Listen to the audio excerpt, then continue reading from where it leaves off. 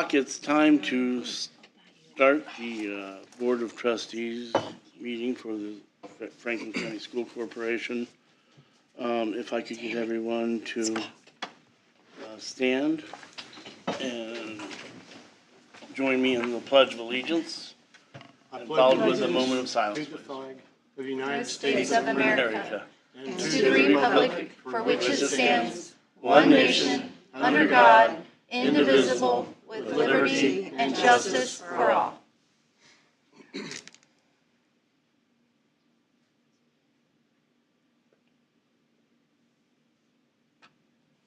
Thank you. Okay, our first order of business is... Oh, thank you. Is the consent agenda items. Are there any questions? No questions? Make a motion we accept. Well, I think we owe some people some explanations for our wage increases. Because we tell people we're in financial distress, yet we're handing out a wage increase, but we also have to understand that a building without people isn't really utilized for us at all, and our wages are not keeping pace with the market with inflation, and to ask a person not to take a raise would be unethical, I think. Does anyone want to add to that? Okay. I agree with you, Francis. We had the conversation yesterday, and I think a lot of times we forget at the people at the bottom who are really carrying a lot of the weight, and their job isn't always easy. And sometimes, I say this as somebody, I speak personally for somebody at the top of work. My pocket is a little bit more cushioned than the people that are doing it. So I think it's a great idea to give some wage increases to the people who are really working and breaking their back every day. Thank you. Any other comments? I'd like to make one if you don't mind. I just wanted to say, yes, due to the inflation and average starting wage in Brookville, we did feel it was necessary to keep our quality staff. Also, the increased income from investments does help ease the increased cost. And while we understand that the investment rates may not last, we will continue to seek income to help this necessary increase in the future. Thank you. I think one word you said was quality. I think that's when we've got it all working, that quality is our important part. Is there a motion? Rick has a motion. Katie has a second. All in favor, raise your right hand. I think that was 6-0. And part of that was our new athletic director, Mr. Riley, who is here with us tonight. I'm sorry, I forgot to mention that. Mr. Riley is our new athletic director, so direct all complaints to him. Yeah. Complaints? Yes. Are you sure you're ready for that? I'm glad to see you back. I just want to say that as a parent with a son who was struggling in school at high school, and meeting with you in regards to him, it was a very pleasant experience. So I am glad to see you back. I think he's absolutely wonderful with I do kids. too. So thank you.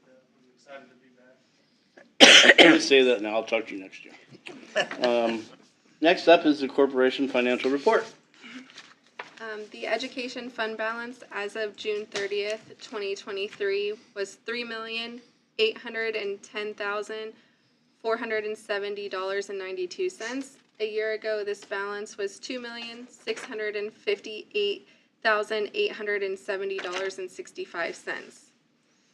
The operations fund balance as of June 30th, 2023 was $2,428,760.28. A year ago, this balance was $1,891,609.87. And the investment interest earned year to date as of June 30th, 2023 was $138,882.79. And this is compared to $12,236.29 a year ago. Any discussion? I would like to say also that the raises are also in part due to Kendra's wise investments, where we have had a tremendous increase in interest from, why did it go from to 138,000. 138 from 12,000 12,000. last year, so that's where a lot of the raise money came from. Cafeteria report, please. The cafeteria fund balance as of June 30th, 2023 was $570.10. This is compared to $528,636.66 a year ago.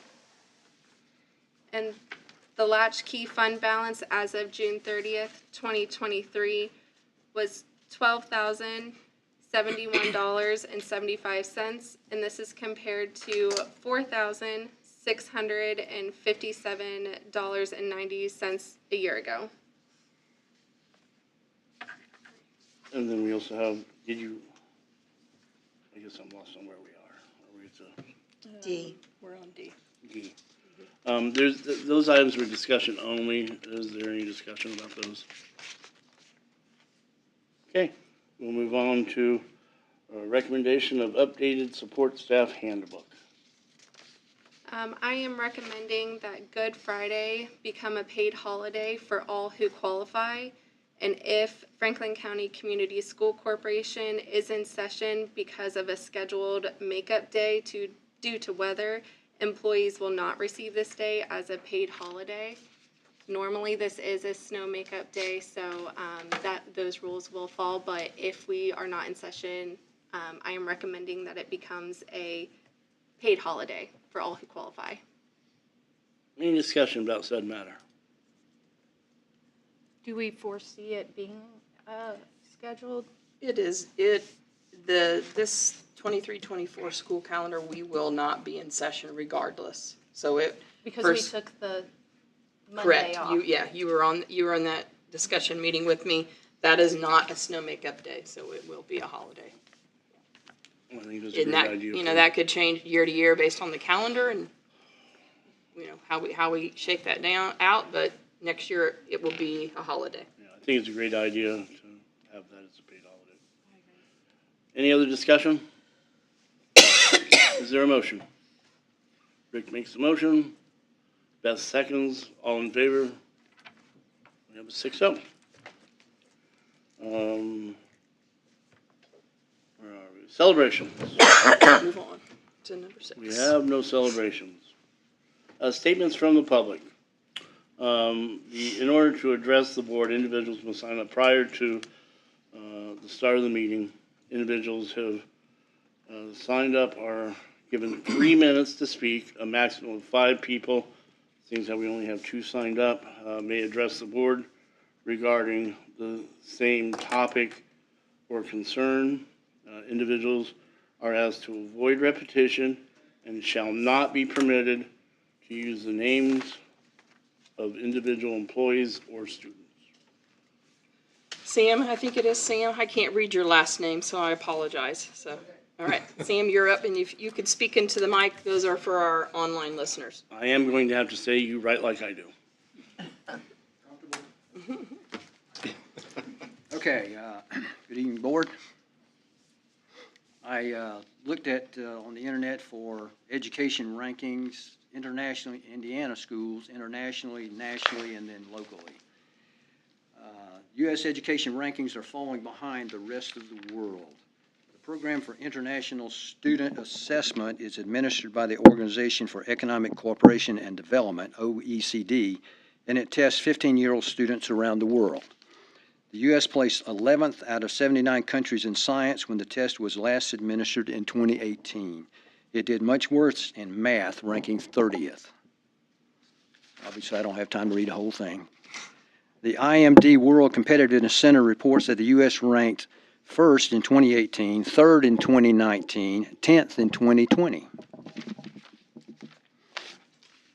Indiana public school rankings are 22nd in the U.S. Overall score is 53.31. Franklin County High School 2022 rankings. Out of a total high schools statewide, it is 843, and 374 schools ranked in Indiana. That must, well, never mind. College Readiness Index ranks number 280 in the state. College Curriculum Breadth Index ranks number 290. State Assessment Proficiency rank 174th. State Assessment Performance rank 209th. Graduation rate rank 266. The case could be made that the Franklin County School Corporation is mediocre at best. You can do better. Absolutely, you can do better. Of all the things that you could spend your time on, why are we spending it on social experiments? We want students, and those students deserve education, not indoctrination. As that sign right over there says, we want you to give them the tools that they need so that they can excel. Thank you. Thank you. Here's a petition that we. Thank you. Mr. Wilson? My name's Chad Wilson. Sure, we all know why I'm here. This and this. I also have that I'm sorry, petition. Chad, I can't see that. What was that? I didn't see that. I'll bring it up here to you. You guys can pass it around. No, I'm familiar with those. Okay. Make sure you look at it. I know, I didn't know if you were talking about something else, so I've already seen that. All right. So you see the petition he just gave you. I've got 150 names myself. I go to work. I've been working 12 hours a day. I go straight to the job site and straight back. I've had this petition for 2 weeks, and that's how many names I got. I got one person that wouldn't sign it. Our community don't like this. They don't like it. It's not right. The only flags that should be flown for our school is that flag, and Franklin County Wildcats flag. I don't care if you're gay. I don't care about that. We don't care. This is not a gay school. It's not a Christian school. It's a public school. That's all I got to say. Thank you. Next up are statement from employees. We have none. The next item is Superintendents Report. Nothing. Old business, board policies. Any questions on the policies from last board meeting that need to be discussed? I had a question, but I did not write it down, and I'm sorry for that. Since these have been written and the new laws have come through, the wording has changed in these. These are mostly dealt with Kendra's Okay. job. These are all cash management, cash flow, internal controls. So those aren't anything that really needs to be addressed or changed. Okay, Pass those around. example, payment of academic honors awards. Did they change any of the payment? The payment goes right into the education fund. No, I mean, did the state legislature make any changes on any of that? No. Okay. Any other discussion? Is there a motion? So moved. Is there a second? Katie seconds. All in favor, raise your right hand. 6-0. Now we're to new business. Yes, so there's not as many this time. It's just the 700s. And this is more, I guess, internal business side policies as far as safety standards, property, facilities, how we handle grants, those types of things. So if you'll take a look at those, we're not asking for approval tonight. That'll be in August. So if you have any questions, let me know. Are there any questions? No?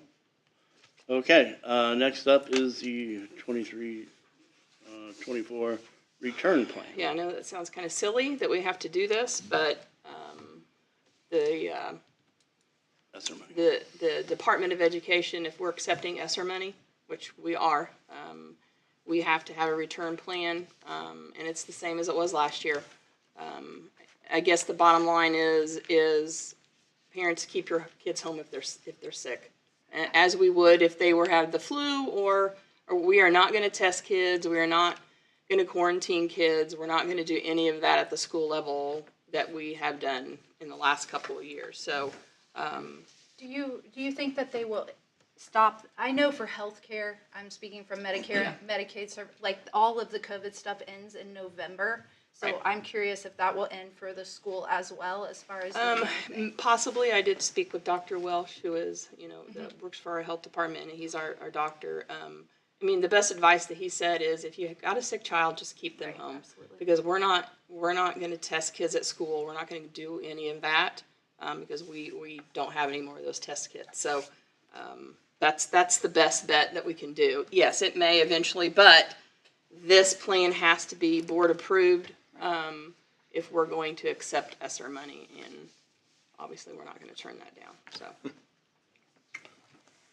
Any other discussion? I need a motion, please. Rick makes a motion. Beth seconds. All in favor? That's 6-0. Sorry, wrong hand.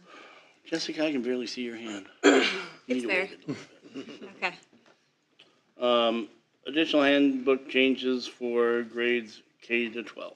Well, Mrs. Foster was talking about legislative changes, and yes, there were some that do impact the student handbook. So we're starting to receive guidance. It's slowly come in because, as Mr. Kaiser alluded to the last board meeting, there were quite a few bills that were passed. So every week the DOE is updating a big running document. So the 3 changes that need to be made in the handbook, one of them is the lunch program, and there are slight increases to the lunch costs, and that is all factored by a paid lunch equity formula that Courtney gets from the National School Lunch Program. So that is something that is external, and it wasn't available at the last board meeting. So those will be added to the handbook. The other is House Bill 1483. There is a timeline now, so if we do have a bullying case in our buildings, the alleged perpetrator and the student that has been targeted have to receive notification from our building administrators within 5 business days. So there has to be correspondence. And any kind of materials that we may use for bullying or any kind of prevention program is available at a parent's request as well. And then on student suspensions, they added, so if a student is suspended, they shall receive the same credit as anybody else would that is in school. So they're not getting zeros if they do the work. So those 3 changes will, and that's K through 12, so I just bring it all and they'll update their handbooks. So. Any questions? What about the other, like, stuff that came from legislation in regards to, like, the pre-K through 3rd grade not being able to, promote or teach about, like, gender? Are we adding that in there as well? It wouldn't be in the student handbook, but it will be a part of my administrative agenda, and we will talk about that, Okay. yes. But we don't do that now, so, but we will rehash and we will go back over with my leadership team, as I do every year, legislative changes, and that would be part of it, yes. And there are a slew of Yes. legislative changes. Do I have a motion? That was Rick. Second? Katie? All in favor? 6-0. Cardiac emergency response plan. So part of the changes centers around AEDs in our building. We have probably doubled the number of AEDs that will have available come August. They're all in, so we're putting one outside by the football field, one outside by the softball, baseball. Those are plugged into the electric because they need to be protected by the weather because of the cold. We're adding 2 at the middle school. All the other elementaries are getting brand new ones because those others are going to phase out. Our athletic director and our athletic trainer will have portable AEDs. We are adding the music suite hallway. We're going to add one there. We're adding an additional one upstairs. And we added one here in the administration building. It's at the top of the stairwell, so if we need access it here or if there's pickleball or games going on, we added one at the bus garage and the maintenance building. And we were very fortunate to receive a grant for all of these, so quite a hefty price tag, but it was all grant funded. What was the total price on that? Probably $30,000, I'm gonna guess. And part of that plan is just a discussion item today is the cardiac emergency response plan. So part of the legislation was band directors, all coaches, drama, anybody that would be in a position where there could be a potential of a cardiac arrest in a student have to go through cardiac arrest training. And the DOE is putting that together, so we'll put all of the coaches. It's not CPR AED. It's probably to recognize the signs and symptoms of a student in distress that they need to do CPR or grab the AED. So, and we need to make sure that we're within at least 3 minutes of that situation. And I think the number that we have bought, we have put ourselves. I think Keith ran it a couple of times, so we made it right. So we made the 3 minute mark. All the building administrators. And he didn't have a heart attack? No, he We didn't. didn't have to use almost it. did. Well, I thought maybe he was eating some donuts. So Gwen, our head nurse, had collaborated with me on this, and all the administrators have seen this. So I'm just bringing it to you to bring just your attention. It'll probably be part of their safety plan. And at each AED, there is a poster that is very short, quick 8 steps. That if you can turn it on and follow the prompts, you should be okay to use that if you've not been trained. But all of our teachers to get a teaching license have to have that training, and we'll probably have in each building probably a response team that continues to keep that certification up on a yearly basis. So we had these in the past year, What? the cardiac response. No, this is something new. Yes. I do have a suggestion that when you make your team and you have your list in your buildings, be sure to include your kids that are qualified, because you have students in the building that have their CPR and are AED trained. Right. Okay. So I want those students on Okay. on that list. Any other discussion? And we will move on to the construction update with Mr. Isaacs. Yes, just want to congratulate the community. When we went to remove the topsoil off the football field, that very first day, they moved over 200 triaxle loads of topsoil and 50 other dump truck loads just the first day.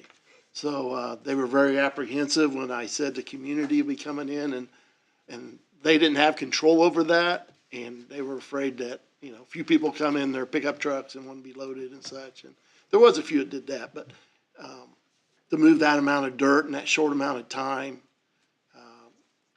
was amazing, because had they contracted that, one, they wouldn't have been able to find that many trucks, and two, it saved us easily over $30,000-$40,000 and then we're able to give back to the community and the city and the town. I do want to say something about that. I was over here the first day they started the the dirt, because I was very, very, very concerned about this and voiced my opinion on that, is to have it very organized so that people knew where they were to come, what they were supposed to do. And I'll tell you, I sat there probably 20 minutes and watched the whole procedure, and it was like they had practiced. It was very, very well done, Mr. Isaac, so Did a good it job. was very, very good. So I stopped by today and just to see an update on the field, where we're at. All drains have been installed. They're forming for the concrete for the remaining curbs. There'll be a slab in the east D zone. That's what they were working on when I was there. And then also the goalpost sleeves. As soon as they get that poured, and if the weather stays good, within the next week, they're going to be bringing the gravel in. And once they get the gravel in, it's time for the turf to come in.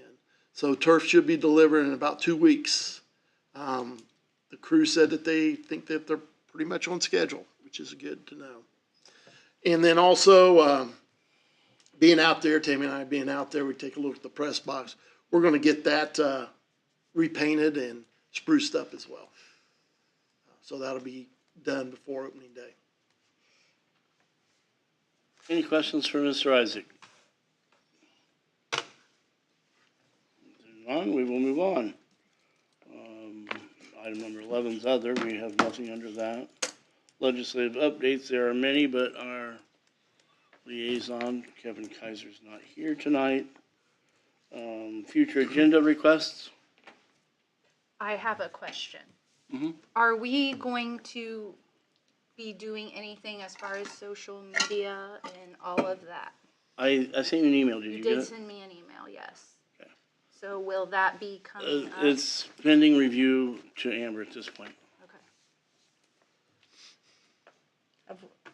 Have we gotten anything back from The other school. John Palmer on the brand or marketing?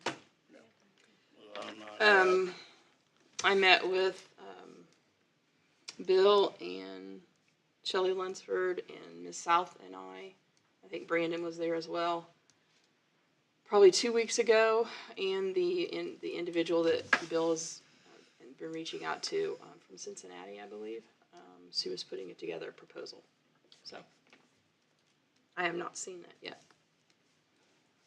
Any other future agenda requests? Okay, next up is recognition and acknowledgements. Do we have any? No. There is none. That brings us to adjournment. Our next regular school board meeting will be 7 o'clock Monday, August 14th, here at the administration building. Thank you for attending. August already. August already. August 14th.